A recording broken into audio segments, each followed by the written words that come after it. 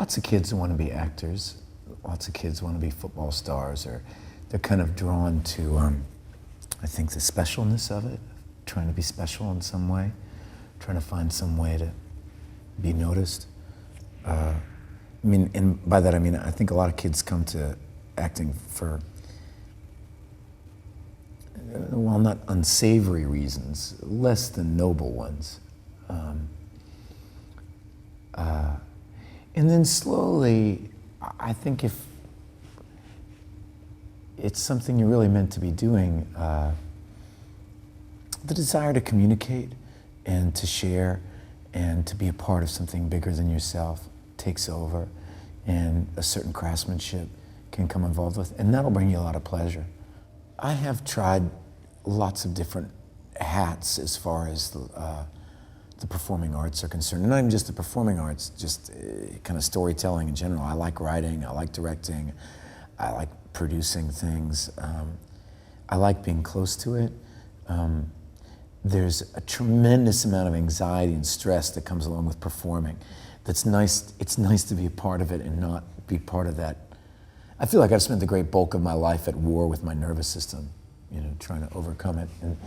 And writing is so much more peaceful. And but you know, it's all the same.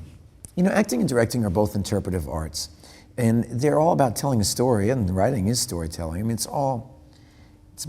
the degrees of differences are really quite small. You know, every time I read a script or a play or anything, it's would I want people to see this? You know, and any time I've deviated from that, I've regretted it. You know, it's fun to want to invite your friends to see something because you believe in the play as a whole. I remember I did a production of Hamlet. I did a film of Hamlet, and I felt really proud about that, not because my performance is so terrific or something, because it's really pretty much not. It's okay. But the director had a real take on the piece, and I thought that was really exciting. You know, I hate seeing shows where it's like, let's see this guy do the Scottish play, or let's see this girl do that. It's like, why should we watch the play?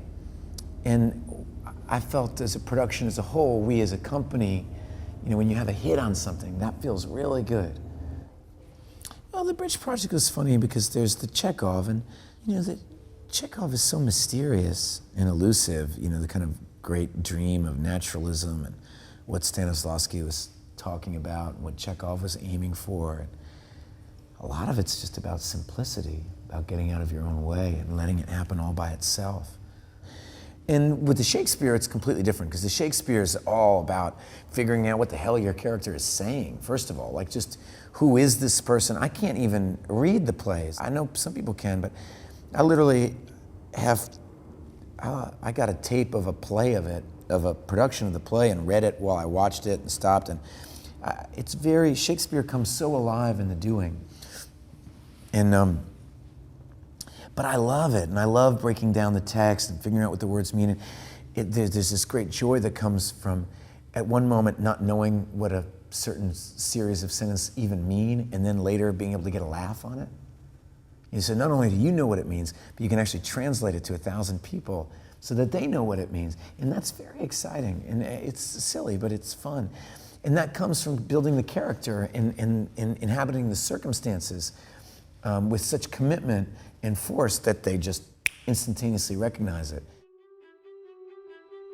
It's kind of like in baseball, even a good baseball player, you know, doesn't get a hit more often than he does. You know, most of the time, you're striving for something that's unattainable, and it feels so good when you're a part of a great show or you get to really contribute in a way. But it's more difficult than being a musician or a writer in a lot of ways, because it's a collaborative art form, and you need other people to collaborate, and you're really only as good as your opportunities. And that's very hard for people. And I think that if you can be happy playing Horatio at the Arizona Rep, I mean, if you can, then the profession will be amazing. But if you're looking for something else, it will probably make you miserable. The simple joy of doing it in church basements and everywhere, that will sustain you if you in fact have it.